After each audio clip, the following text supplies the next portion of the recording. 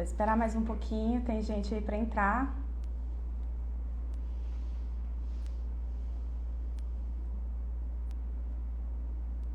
Oi, Fer.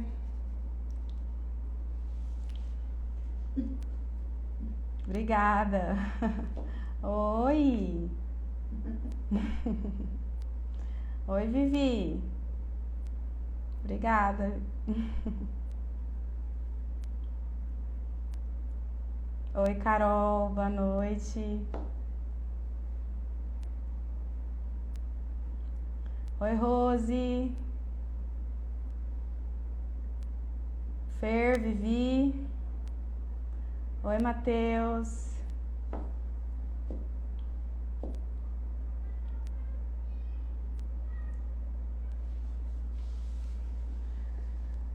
Então, gente, o tema hoje proposto foi a respeito da ansiedade e as implicações dela na questão da nossa autoestima, né, dos relacionamentos da gente. O tema é a ansiedade, a autoestima e relacionamentos. Vou colocar aqui para vocês. Até esqueci de colocar, gente, desculpa.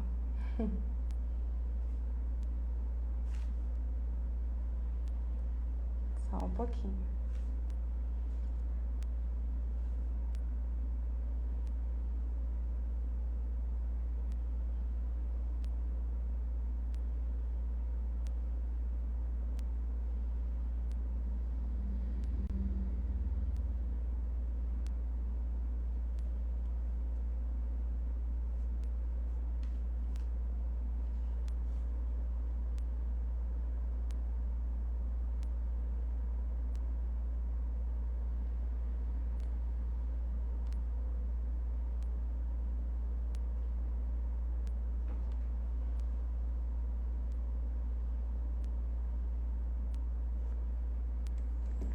Pronto, gente, já fixei aí o tema da nossa live de hoje.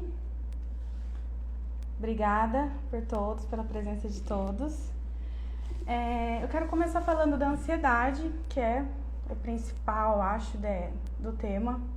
E é o que foi abordado em muitos comentários, muita gente veio me perguntar a respeito. Eu sei que é um tema que causa bastante sofrimento e muita gente tem me pedido para falar um pouco mais sobre isso, sobre como a nossa autoestima nos faz ficar ansiosos ou a ansiedade afeta a autoestima, como que a nossa autoestima ela tem um impacto também nos nossos relacionamentos com as pessoas e também queria compartilhar com você a história de uma pessoa que eu conheci em Florianópolis. Eu até pedi para ela permissão para falar, não vou falar o nome dela, mas ela tinha justamente uma questão de autoestima e ansiedade e relacionamentos. Lá ela faz teatro, então todo o contexto da vida dela já ajudou ela a lidar com essas questões que para ela eram assustadoras. Ela tinha crises, e crise de pânico, para quem já teve, eu tenho uma noção do que é uma coisa paralisante, que a sensação é como se você fosse morrer, ter um ataque cardíaco, é bem difícil lidar com uma crise de ansiedade. Geralmente as pessoas até vão para o hospital, para uma unidade de saúde de emergência, justamente por isso. Então eu quero iniciar falando primeiro da ansiedade. Ela é uma emoção normal, é importante para a sobrevivência da gente, tanto nossa quanto da espécie humana. É um sentimento que faz parte da experiência da gente e ela funciona como se fosse um alerta, né? Para a gente ficar atenta, se preparar para lutar, fugir em situações de perigo. Então, essa é a ansiedade normal.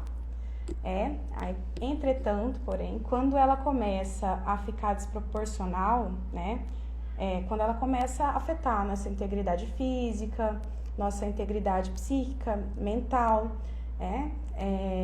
ela acarreta prejuízos na vida da gente, em vários setores da nossa vida. As causas, a gente chama de etiologia, que é o termo técnico, é multifatorial, né? Ou seja, pode ser vários fatores, não tem um fator só que pode causar.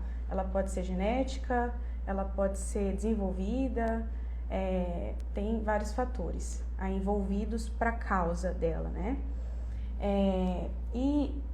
O conceito de ansiedade envolve uma questão muito corporal, por isso que a gente chama ela de uma doença psicossomática, porque ela não é uma doença só mental, ela afeta o nosso corpo, ela tem respostas no nosso corpo. Geralmente é o que eu falei para vocês no início, quando tem uma crise, por exemplo, a sensação é de afogamento, de sufocamento, de dores, tremores, ânsia de vômito.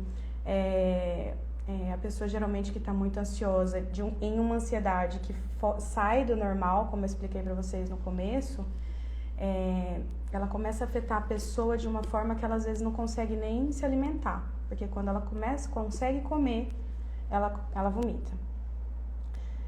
E ela tem padrões, geralmente, característicos do transtorno de ansiedade, padrões de comportamento, que geralmente é da pessoa sentir muito incômodo, então ela prefere eliminar eventos que deixem ela ansiosa. Por exemplo, ela enfrentar coisas que ela precisa para ela se desenvolver, para ela conquistar objetivos. Então tem muito uma resposta de evitação, tanto social quanto de situações no geral, principalmente afetando os relacionamentos mais próximos, né? E é aí que está o problema, e é aí que as pessoas começam a perguntar para mim, mas isso é uma ansiedade patológica, é doentia ou é normal? E a gente percebe que ela é uma ansiedade patológica, ela se transformou numa doença quando ela começa a te limitar. Quando você precisa fazer coisas importantes na sua vida e não consegue porque ela tá ali te limitando e aí pensamentos invasivos, pensamentos negativos o tempo todo. E aí tem a ver o que entra a questão da nossa autoestima. Gastrite também é um sintoma? Gastrite pode ser desenvolvido por questões psíquicas, emocionais. Tem um viés psíquico, o nosso aparelho digestivo. Então, gastrite não é necessariamente um sintoma de ansiedade, mas de alguns outros problemas mentais ou uma questão mesmo da forma que a pessoa se alimenta, né? Aí tem que ter uma avaliação tanto psicológica quanto de um médico. Eu vou abrir depois, gente, para perguntas, tá? Eu vou só falar a respeito do tema, de como que é a construção tanto da ansiedade patológica quanto da autoestima, e aí depois eu vou respondendo as perguntas de vocês, tá bom? Como eu estava dizendo para vocês, a ansiedade ela começa a ser vista como patológica, como uma doença, quando ela começa a limitar a vida da pessoa, quando começa a haver uma dor, um sofrimento, de pressões que são cotidianas e normais da vida e a pessoa não consegue lidar, né? Isso pode ser tanto no trabalho, na família, relacionamentos com amigos, com relacionamentos afetivos. E a terapia entra aí como uma ferramenta muito importante para avaliar essa intensidade e o sofrimento que está sendo gerado nessa pessoa e começar intervenções, né? Geralmente, a ansiedade é resultado de uma relação que a pessoa constrói com ela mesma, sabe? E é isso que é interessante, como que a nossa infância e a nossa forma da gente lidar com a gente mesmo desenvolve problemas e doenças dessa forma, né? E a questão da autoestima, para eu fazer esse viés para vocês entenderem.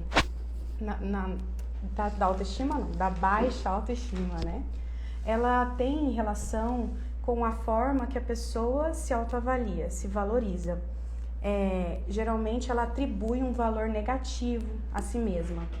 Essa pessoa que tem a baixa autoestima, tem esse problema de baixa autoestima, então constantemente ela tem essa avaliação negativa do valor de si mesma. Ela não tem uma construção de uma identidade mais forte, de amor. Geralmente isso começa a ser construída, esse tipo de patologia, de doença, começa a ser construída na infância, tá? É muito difícil você, enquanto adulto, desenvolver problemas de autoestima. Isso aí começa lá na infância.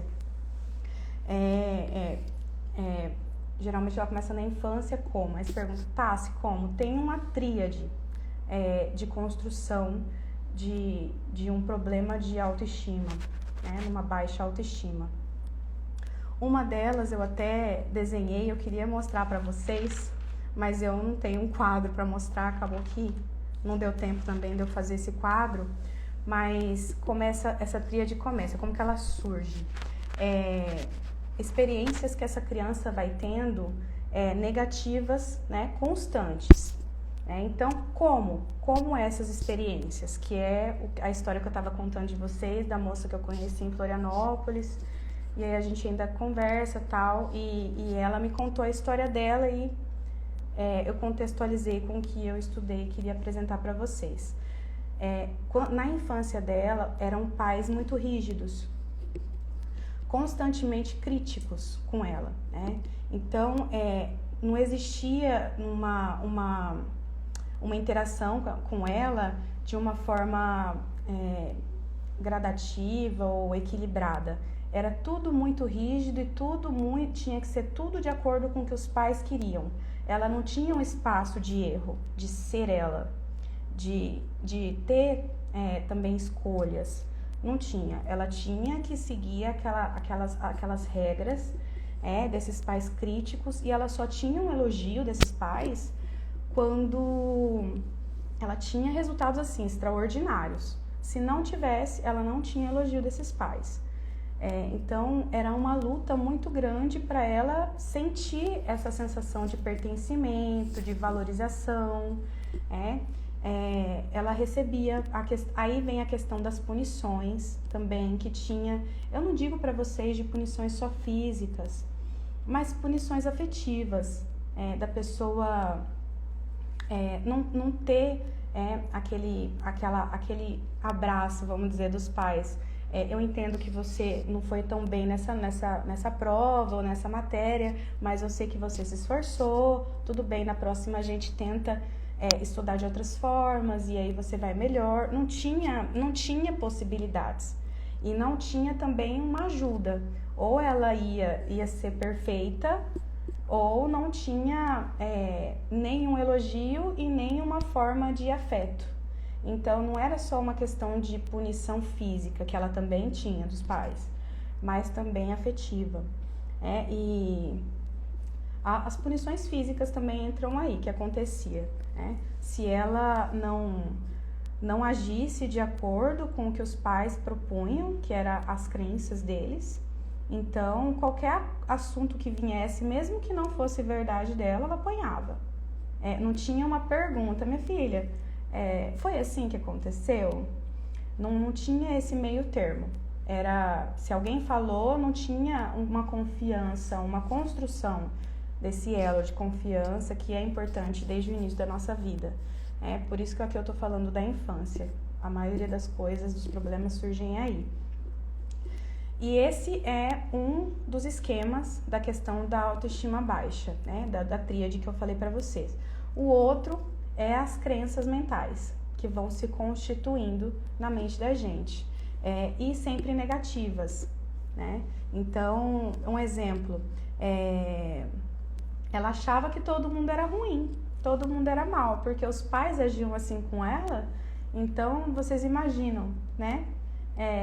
Se ela ia ter confiança que alguém ia ser bom, se nem os pais eram bons para ela, né? Da forma que ela merecia como ser humano, né? De ser aceita, né? Então, ela tinha sempre essa sensação de que as pessoas eram más, de que ela era inútil, de que ela era um fracasso, em tudo, porque tudo que ela tentava fazer de bom, o melhor dela, nunca estava bom, né? Então, a segunda questão dessa tríade é justamente as crenças que vão se constituindo, as crenças mentais. E com isso aí, vem o que eu falei para vocês, da questão da ansiedade, que é um comportamento de evitação. Então ela acabava que não queria interagir. Quando queria interagir tinha medo, porque se achava pior que os outros. Ela não tinha ela não ficava numa posição de valor de si mesma, sempre naquela posição de desvalor, de não pertencimento e medo, que é uma das características centrais da ansiedade. E dentro disso vem a questão de evitar, que é o que forma a tríade, evitar qualquer situação que a expunha. Por exemplo, uma apresentação na escola, de enfrentar algum desafio importante na escola ou na igreja. Ela não se sentia capaz, porque em nenhum momento ela tinha esse respaldo. Então, ela também não conseguia dizer não. Entrei a questão da autoestima. Ela pensava, como eu vou dizer não? Eu não tenho esse valor, então a opinião das pessoas é mais importante que a minha. Então, o não para ela era uma das coisas que ela não conseguia falar, porque sempre a opinião dos outros era mais importante, né? Justamente por causa dessa questão central que eu falei para vocês, da atribuição de um valor negativo que ela tinha de si mesma. Então, o que acontecia? Então, essas duas coisas, ela não conseguia se expor, não conseguia dizer não, ela trabalhava muito, porque ela queria mostrar, né, que ela era alguém. Então, o que acontecia? Um desgaste muito grande, né? E dentro disso, a gente pode também linkar a questão do burnout, que é o esgotamento, né? Porque ela trabalhava muito, o excesso, ela não respeitava os limites do corpo dela, então esse excesso fazia com que ela ficasse esgotada, né? E não entregava realmente o melhor dela, em nenhum momento. Ela sempre achava que ela não ia conseguir, né, ser valorizada, porque na verdade ela não tinha esse valor internalizado, né? E isso vai cada vez mais, essas experiências da infância e depois da fase adulta foram alimentando ainda mais essa sensação de inadequação, de fracasso, de ser realmente um fracasso. Então ela sempre se colocou numa posição que não conseguia mostrar o valor dela, nem para si mesma, nem para ninguém, né? Então ela tentava se proteger assim, não falando com ninguém, tentava se proteger não falando não para agradar todo mundo, né? Não falando qual era a opinião dela das coisas, afinal de contas a opinião dela não tinha relevância. Então ela não conseguia mostrar nem para ela nem para ninguém o valor dela. Então a autoestima, ela tem esse ciclo que eu expliquei para vocês, de experiências constantes negativas na infância, crenças mentais que foram se formando e depois a questão comportamental, do comportamento, de evitação, né, de excesso de trabalho, né? Quando ela conseguia, quando foi acontecendo o esgotamento, ela já não queria mais trabalhar, né? Já se constituiu um problema, uma patologia, uma doença, então ela já não conseguia mais ir trabalhar depois do esgotamento, né? Ela já não conseguia ir porque ela achava que realmente ela não era capaz nem de trabalhar, nem de se relacionar com as pessoas. E essas experiências negativas, essas crenças, esses comportamentos inadequados que fazem essa tríade, né, que a gente precisa, dentro do consultório, com o paciente ir quebrando, né? Então, quando ela tinha que confrontar com algo que ela tinha, que tirava ela dessa zona de conforto, ela tinha uma ansiedade extrema. Aí a ansiedade dela ia lá no topo. Oi, Thiago, boa noite. Então a ansiedade dela ia lá no topo e aí que ela paralisava mesmo e já não conseguia mais fazer nada. Ela já não conseguia mais pensar em formas de fazer uma coisa para ela perceber os valores dela.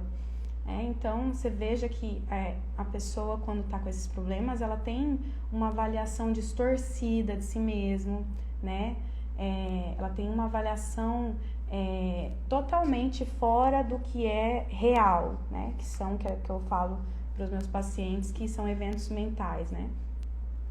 Então, o primeiro passo para a formulação desse problema que eu tenho com o meu paciente é de explicar primeiro o modelo clínico que eu atuo, né? Ajudando ele a ir aprendendo a entender o que eu espero dele e os exercícios que ele precisa fazendo para ter um processo de melhora, né, desses problemas.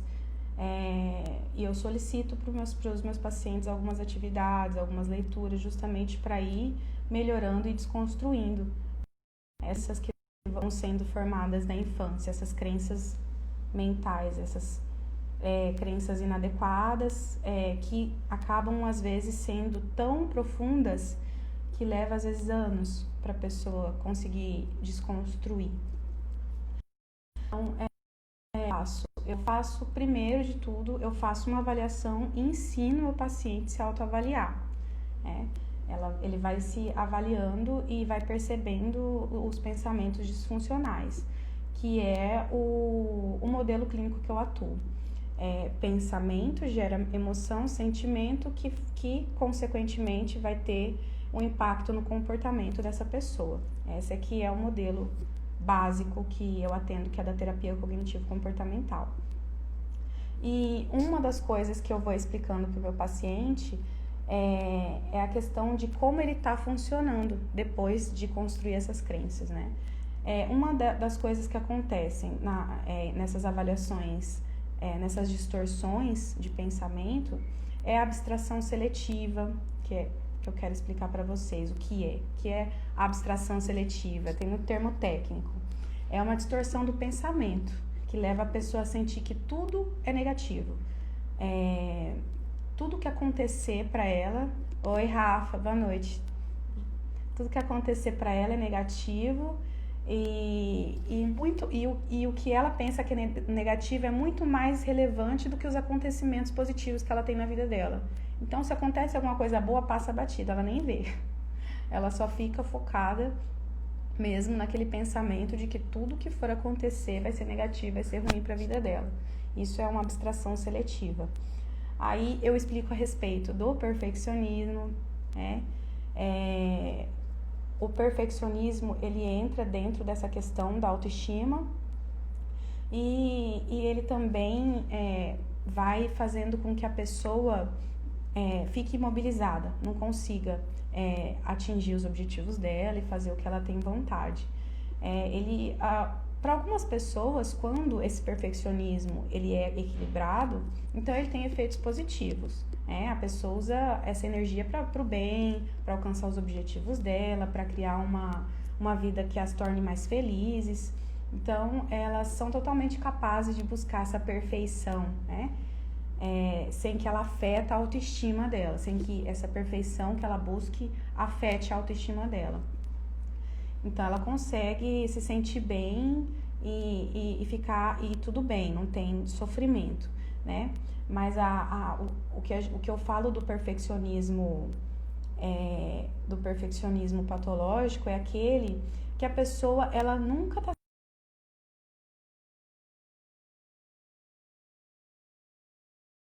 na vida dela e também de manter relacionamentos, porque ela é sempre muito crítica com todo mundo. Todo mundo tem que ser muito perfeito, porque se ela se exige assim, você imagina como ela exige do outro. Por isso que eu falo para vocês da questão dessa relação da ansiedade, da autoestima e dos relacionamentos. Essa pessoa que tem ansiedade, tem baixa autoestima, ela tem muita dificuldade de se relacionar, porque ela tem dificuldade primeiro de se relacionar consigo mesma, né? Ela é sempre muito rígida, muito crítica com ela mesma e com o mundo, com todos que cheguem perto dela. Então, dificilmente alguém vai alcançar, né, as expectativas ou o que ela pensa que seja de uma pessoa boa. Geralmente, vai ser muito difícil a pessoa alcançar esse julgamento dessa pessoa de ser valoroso ou bom, porque a exigência dela é sempre muito alta, sempre muito elevada. E uma das coisas que acontecem também, que eu ensino para os meus pacientes, é a catastrofização. ou catastrofização, isso mesmo. Que eu vou explicar para vocês o que é. É um tipo de distorção cognitiva, distorsão de pensamento, pensamentos disfuncionais, que mais causam sofrimento emocional para as pessoas. Então, é uma das coisas que eu, quando o meu paciente tem problema a respeito da autoestima, eu gosto de trabalhar com ele. Justamente porque é um dos padrões mentais de pensamento que mais causam dor e sofrimento. A pessoa que ela tem esse padrão, ela tá sempre, frequentemente ela tá sempre esperando o pior de cada situação que ela vive. O nível de ansiedade que ela apresenta é muito alto. Então, ela fica a ponto dela fazer as coisas várias vezes e nunca tá satisfeita, ou ela não, aí ela começa a apresentar anda avião porque ela acha que o avião vai cair.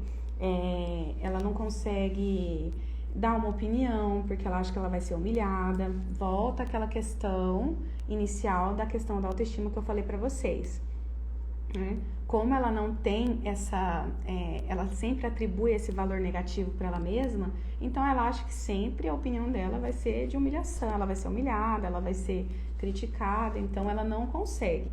Então a categorização, ela limita muito a pessoa.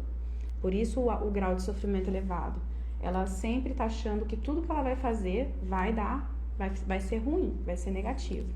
Se ela for andar de carro, ela vai bater o carro. Se ela for andar de moto, ela vai cair. Se ela for andar de bicicleta, ela vai cair. Tudo pra ela é ruim, é difícil de fazer. E geralmente essas pessoas que têm esse tipo de pensamento disfuncional, elas costumam ficar muito nervosas quando elas não conseguem falar com alguém que elas amam, quando elas não conseguem o que elas querem, sabe?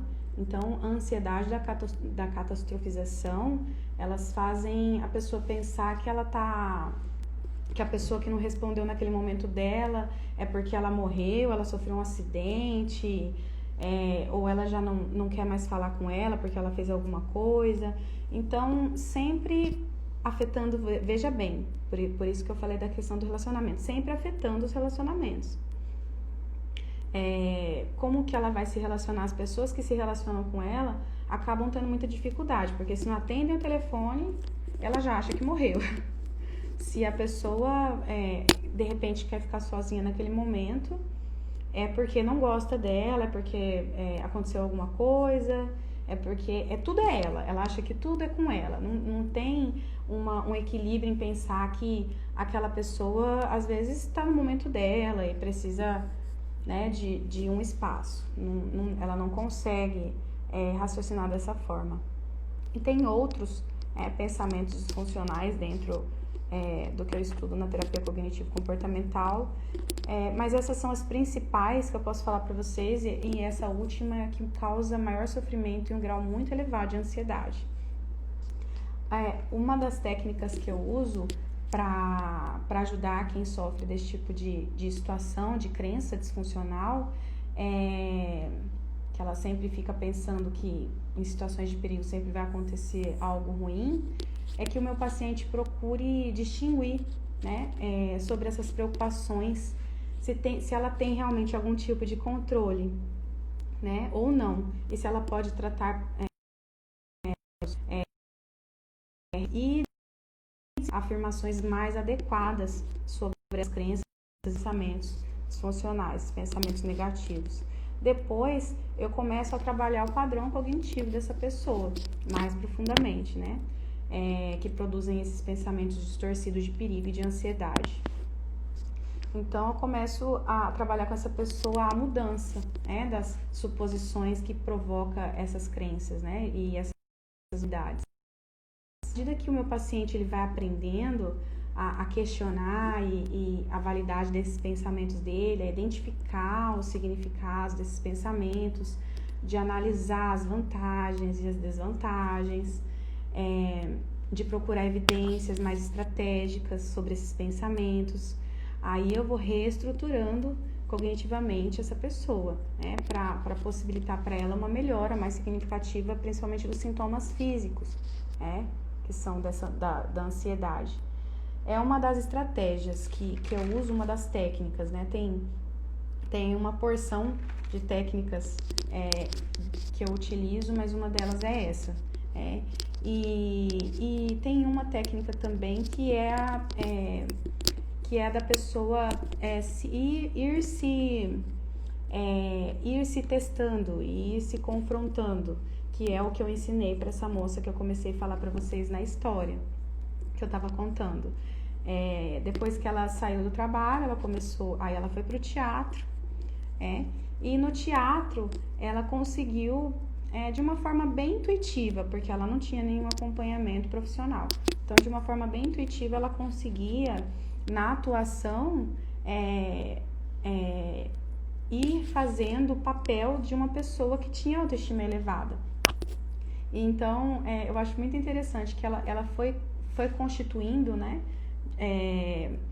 uma forma de não sofrer tanto com essa questão da baixa autoestima. Então, ela foi começando a se adaptando, né, às situações para ela conseguir sobreviver e conseguir realmente sair de casa e fazer alguma coisa. Que até uma amiga minha que faz a Gestalt terapia fala que são ajustes criativos, né? E é isso que ela ia fazendo e é isso que eu tento proporcionar para o meu paciente, esses ajustes criativos. E é o que eu depois comecei a ensinar para ela, dela começar a testar, que é uma das técnicas do e se. E se eu tivesse uma autoestima elevada, bem constituída? E se eu tiver uma valorização de mim mesma maior, né? Um reconhecimento de mim mesma maior? Como seria? É isso que eu comecei a ensinar para ela, a ir treinando o e se, né? Então, treinando no espelho, ela treinava comigo, ela confiava muito em mim. Ela disse que conseguia treinar comigo no espelho, não tinha ninguém que ela confiasse, porque ela tinha muito essa questão com os pais, então ela não tinha uma abertura para ela conseguir ter esse treino do e se, né? Então ela treinava comigo e treinava no trabalho dela com os personagens que ela vivia. Então ela fazia a técnica do e se. E se eu fosse essa pessoa que vai, que faz e que consegue? E se eu realmente sou capaz? E se eu não sou um fracasso, né? E se eu sou útil e valorosa? Então, esse treino é um dos treinos que é um início, que alavancam e fortalecem a pessoa para ir indo para níveis maiores, né, de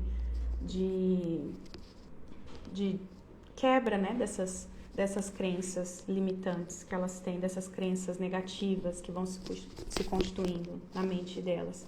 E esse treino do e se é uma das técnicas que eu posso dizer para vocês que pode ajudar, né? Se tem alguém me assistindo ou conhece alguém que tem esse problema e que sofra desse problema, é uma das técnicas que dá muito, muito certo e tem um início legal, né, para essa pessoa começar a ter uma percepção de si mesma melhor. Então ela começa a ter um relacionamento consigo mesma melhor, e automaticamente as relações com as outras pessoas delas também, de outras pessoas que a rodeiam, começam a ser melhor também. Gente, eu vou começar agora a olhar as perguntas de vocês.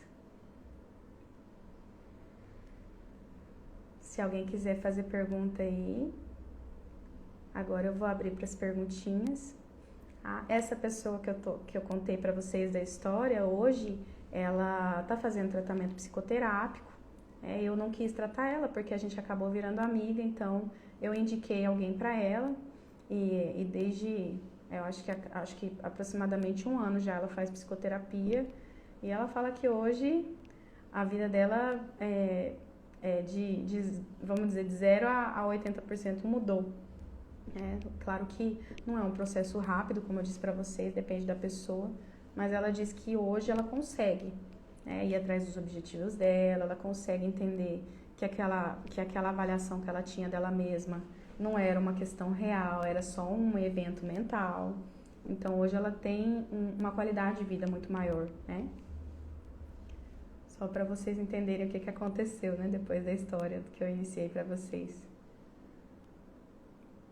Eu falei da gastrite e dor de cabeça. Dor de cabeça é um dos sintomas. Pode dar dor de cabeça sim, mas aí tem que ser avaliado, né? É uma possibilidade. Oi, Volpe, Rafa. Deixa eu ver, Thiago, o que você escreveu? Eu achei interessante o fato de ser orientado por você, como é o manejo da abordagem e o modelo clínico que a senhora atua. Foi a primeira vez que um profissional me disse isso. Ah, que legal. Eu gosto de explicar. Faz parte, inclusive, da abordagem que eu trabalho, a psicoeducação. Então, eu gosto muito de explicar, de ensinar para os meus clientes, para os meus pacientes, como que funcionam as coisas, como que são as técnicas, justamente para vocês não precisarem a vida inteira depender, né, de alguém, de um profissional, para irem construindo isso na vida de vocês e aprendendo, e depois, né, a vida segue e vocês conseguem ter uma qualidade de vida maior. Se a ansiedade e a autoestima não for tratada de maneira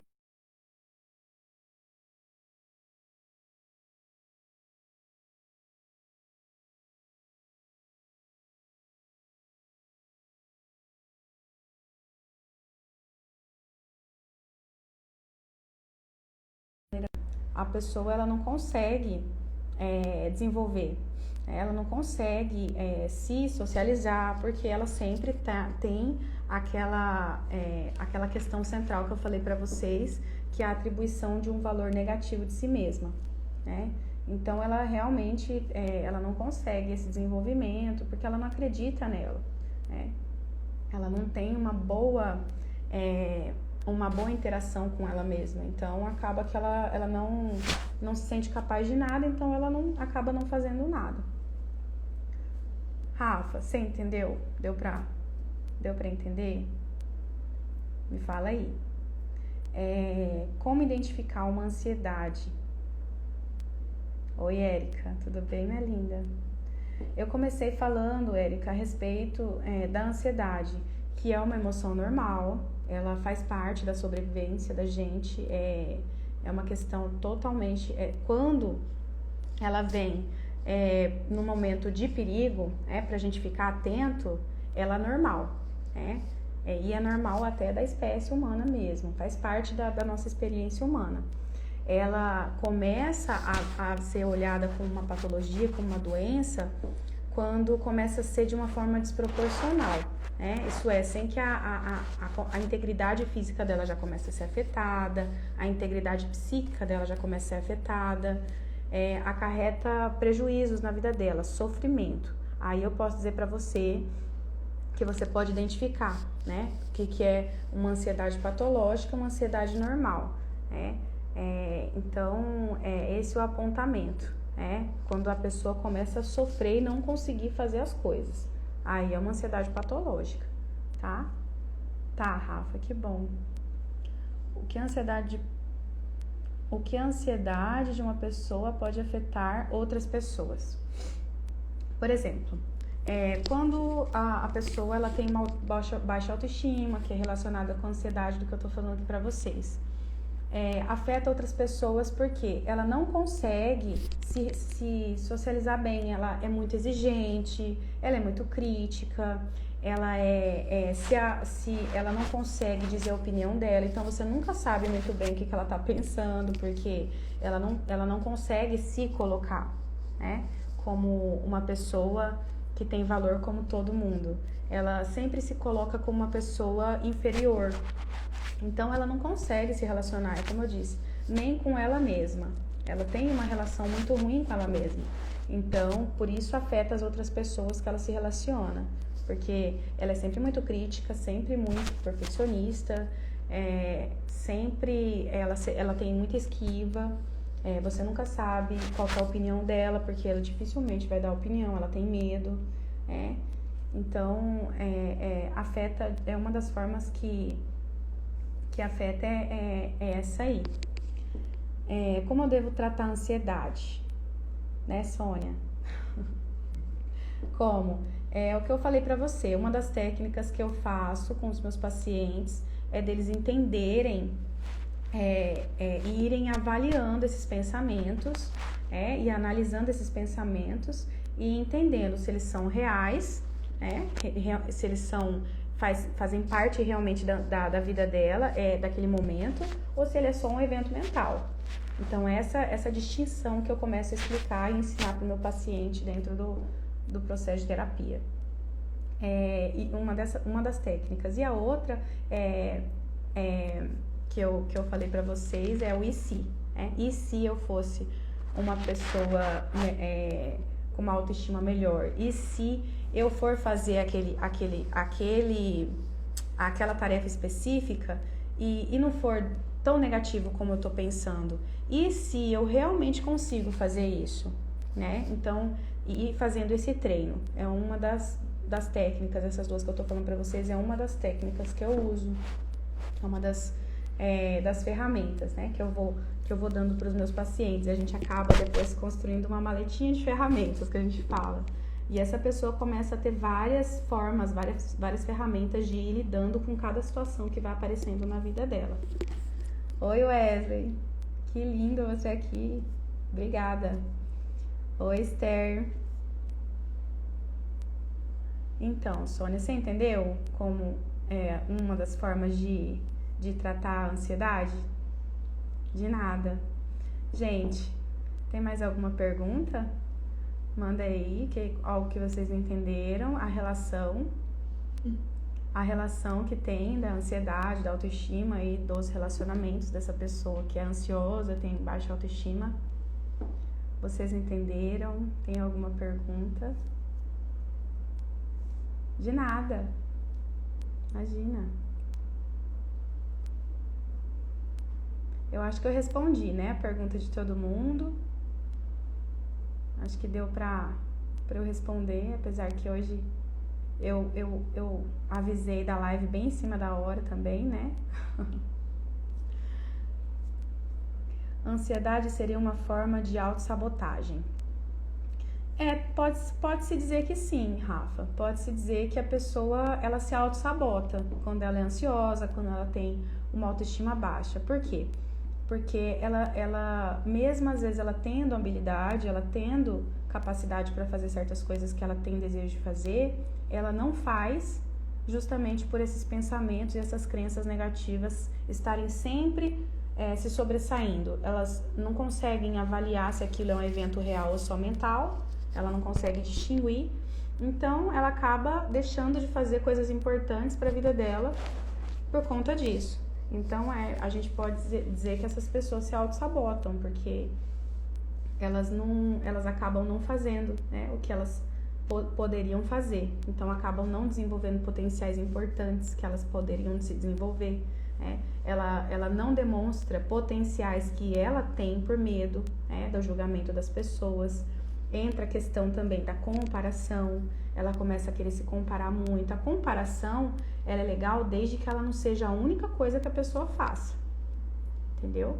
Agora, quando ela começa a se comparar e só usa isso como uma forma de ver as coisas, só na comparação com o outro, aí ela nunca consegue fazer nada, porque ela sempre vai querer fazer igual o outro ou melhor, né? Então, ela não vai ter um investimento da identidade dela e dela naquilo, né? Não vai ter uma assinatura dela naquilo, né? Rafa, entendeu? Da questão da autossabotagem? Pode ser sim, tá? Geralmente a pessoa se autossabota o tempo todo. Quando eu devo procurar psicologia? Quando você deve procurar um psicólogo? Boa pergunta, Sônia. Quando que eu devo procurar? Que bom, Rafa. Que bom que você gostou. Fico feliz. A gente deve procurar um profissional da saúde mental quando a gente quer desenvolver, né? Porque o que o profissional, o que eu, enquanto psicóloga, faço? Eu trabalho com desenvolvimento humano, eu trabalho com desenvolvimento de habilidades, eu trabalho com a questão da autoestima, quando a pessoa sofre quanto a isso, quando a pessoa tem sintomas de ansiedade que limitam ela, quando ela não consegue se relacionar com as pessoas, todos os problemas, sempre tem problemas de relacionamento, sempre tem problemas em conseguir constituir relacionamentos longos, porque ela sempre causa confusão por ela mesma, para ela afirmar que realmente ela não é aceita, ela não é valorizada e nem bem-vinda. Eu trabalho, um profissional de psicologia vai trabalhar com essas questões, vai trabalhar com várias outras questões também, psicossomáticas e psicológicas, que afetam a pessoa de uma forma negativa, que causam dor, causam sofrimento.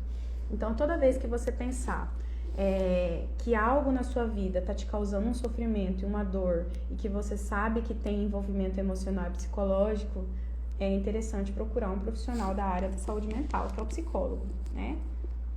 E aí você consegue ter uma avaliação e entender melhor como que você funciona, como que você consegue superar questões importantes, como essas que eu tô falando agora, como vídeos que eu já fiz a respeito também de dependência emocional, né? De dependência afetiva. Quando você percebe que é uma dor, que você sofre com alguma coisa e não sabe lidar, então entra o profissional. Ou quando você não tem nada disso, mas percebe que você pode desenvolver potenciais muito mais fácil, muito mais rápido com um profissional da área te ajudando. Entendeu, Sônia?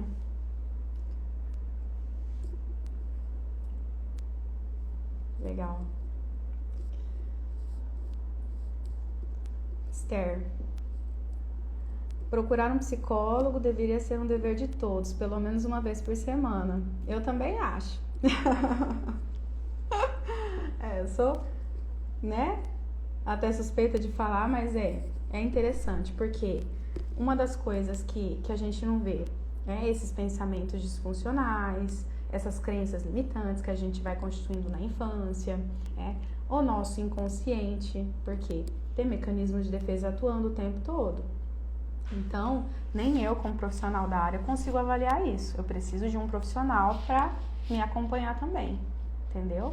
Então, é muito legal você ter acompanhamento de um profissional da saúde mental, sim. Então, não só porque já está doente, mas para se desenvolver ou para evitar de adoecer, né? Para evitar que você tenha um adoecimento mental por conta de questões questões inconscientes que acabam gerindo a sua vida, regindo você, seu comportamento, sua emoção, seu pensamento, né? Obrigada, Esther. Obrigada pela sua contribuição aí, minha futura médica.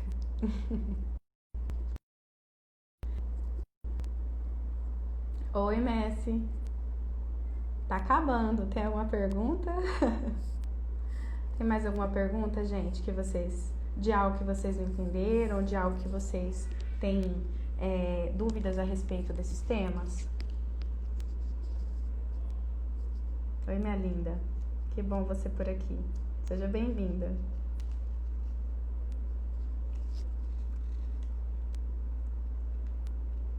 Bom, gente, não tô vendo mais nenhuma dúvida. Não tô vendo... Teve bastante aceno aqui que eu não devolvi, né? Gente, desculpa. Os que eu não tinha visto.